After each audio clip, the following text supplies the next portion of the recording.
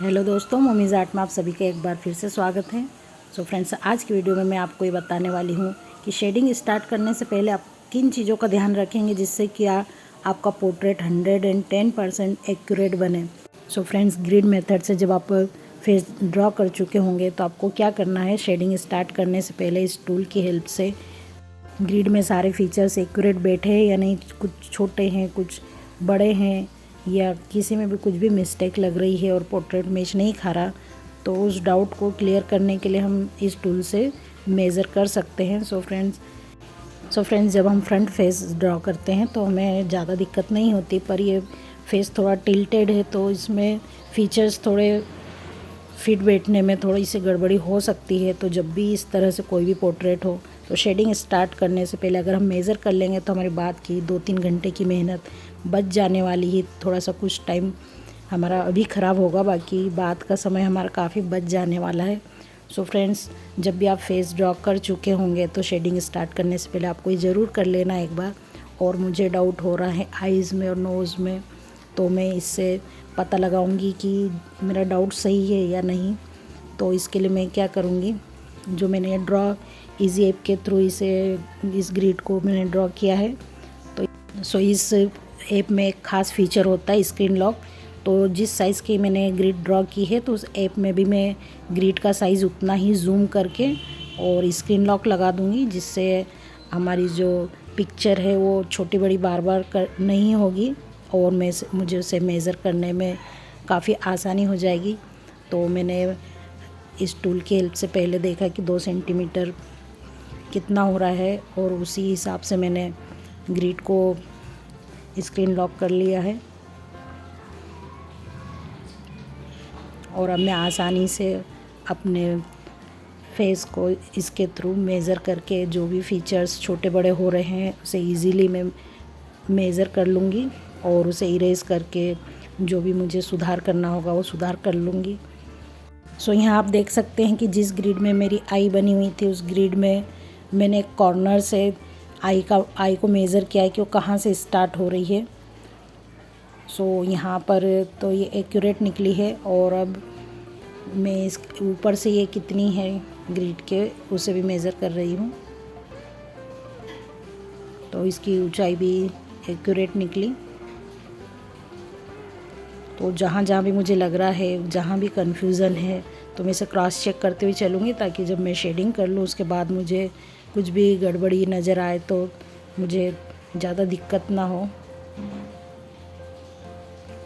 और फ्रेंड्स, इस वाले कॉर्नर से मैं आई का एंड कहाँ होता है उसे नाप रही हूँ। और अब देखिए ये मेरी आई जो है थोड़ी बड़ी लग रही है, मुझे मेज़र करने पर बाहर जा रही है। सो अब मुझे क्या करना होगा, मुझे इसे इरेज करना होगा। ये देखिए, ये यहाँ पर इसका आई का कॉर्नर बाहर जा रहा है, इसका मतलब मेरी आई थोड़ी सी बड़ी बनी है। सो फ्रेंड्स, थोड़ा सा भी कम ज़्यादा होने से हमारा पोर्ट्रेट थोड़ा अलग बन जाता है। तो इस दिक्कत को ख़त्म करने के लिए हम इस टूल की हेल्प से बहुत सुधार कर सकते हैं। तो देखिए, इस तरह से मैंने इसे मेज़र कर लिया इस कॉर्नर से और ये थोड़ी सी बड़ी लग रही है मुझे। अब मैंने इसे थोड़ा पास से ड्रा कर लिया और बाद वाली लाइन को मैं इरेज कर दूँगी। और ये आई थोड़ी छोटी अब मैंने कर ली है। सो फ्रेंड्स, आप भी इसी तरह से मेज़र करके जो भी फेशियल फीचर्स हैं इनको छोटा बड़ा कर सकते हैं अपनी रेफरेंस इमेज के अकॉर्डिंग। अब आईज़ तो हमारी परफेक्ट हो चुकी है, अब मैं नोज़ को भी मेज़र कर लेती हूँ। अगर इसमें भी कुछ थोड़ा कम ज़्यादा हुआ या ठीक नहीं बनी है तो हम उसे अभी सुधार कर लेंगे, बाद के लिए हम इसे नहीं छोड़ेंगे, वरना शेडिंग के टाइम ये ज़्यादा दिक्कत हो जाएगी। सो मैं देख लेती हूँ कि यहाँ मेज़र करके कि इसमें कौन सा पोर्शन ज़्यादा ऊपर हो गया है या नीचे है, क्योंकि ये तिरछा फेस है, थोड़ा टिल्टेड फेस है। सो इसमें थोड़ा सा गड़बड़ होने की आशंका ज़्यादा है। तो यहाँ पर मैंने जब नोज़ मेज़र की तो ये इसकी चौड़ाई थोड़ी मुझे ज़्यादा लगी, तो मैंने इसे इरेज कर दिया है।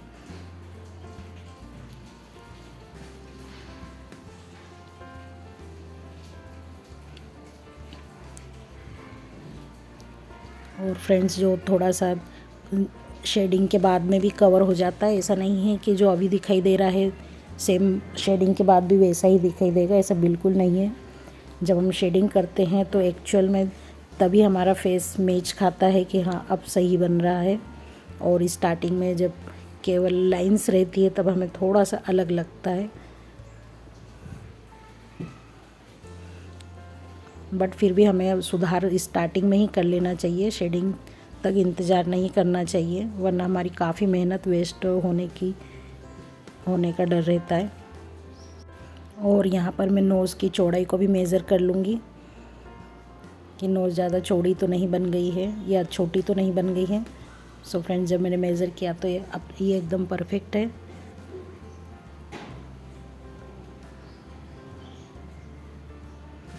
और जैसे जैसे हमें चेंजेस करना होगा इस टाइम हम कर लेंगे, उसके बाद ही आगे बढ़ेंगे।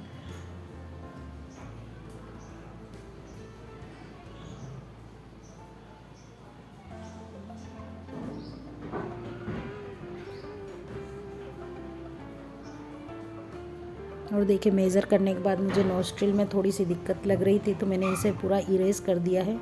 और अब कुछ इस तरह से मैं नोस्ट्रिल को मेज़र करूँगी कि कहाँ से स्टार्ट होके कहाँ पर एंड हो रहा है। और फ्रेंड्स, ये बहुत ही ज़्यादा छोटा है, फिर भी इसे ठीक से मेज़र करके बनाना ज़रूरी है, वरना पोर्ट्रेट बिगड़ सकता है। तो देखिए मैं किस तरह से मेज़र कर रही हूँ। इस टूल को रख के मैं वहाँ पर मैंने पेंसिल से मार्क कर लिया और वहाँ पर नोज़ की गोलाई दे दी। और फ्रेंड्स, ये मेजरिंग आपको स्टार्टिंग में नहीं करनी है, जब आप आउटलाइन ड्रॉ कर रहे हो उस टाइम नहीं करनी, तब आपको केवल अपने एक्सपीरियंस और आई ऑब्जर्वेशन के थ्रू ही ड्रॉ करना है। और जब पूरा पोर्ट्रेट ड्रॉ हो जाए उसके बाद हमारे डाउट क्लियर करने के लिए एंड में इस टूल का इस्तेमाल करना चाहिए, वरना हम स्टार्टिंग में इस पर अगर डिपेंड हो गए तो हम कभी भी अच्छे से पोर्ट्रेट ड्रॉ नहीं कर पाएंगे। और फ्रेंड्स, ये हमेशा नहीं होता कि जो ये फीचर्स है थोड़े कम ज़्यादा बने हों या अच्छे से नहीं बने हों। कुछ ख़ास केस में ही ये थोड़े गड़बड़ होते हैं, वरना कई बार हमसे बहुत एक्यूरेट भी बनते हैं। और अगर कोई दिक्कत आती है तो हम इस टूल की हेल्प से मेज़र करके हमारा पोर्ट्रेट सुधार लेंगे।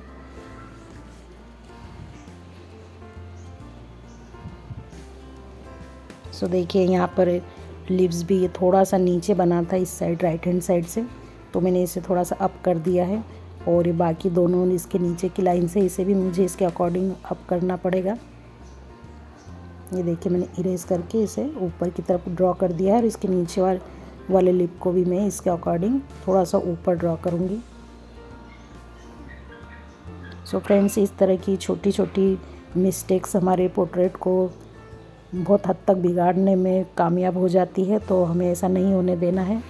उसके पहले ही हमें थोड़ी सी मेहनत कर लेना है, जिससे कि हमारी बाद की काफ़ी सारी मेहनत बच जाएगी।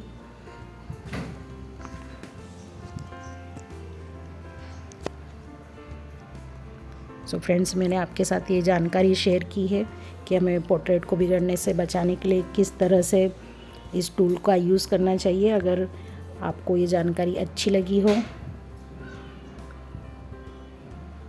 तो वीडियो को लाइक ज़रूर कीजिएगा, और चैनल पे नए हैं तो चैनल को सब्सक्राइब कीजिएगा। आपको मेरे चैनल पे इसी तरह की इन्फॉर्मेटिव वीडियोस आगे भी देखने को मिलेगी।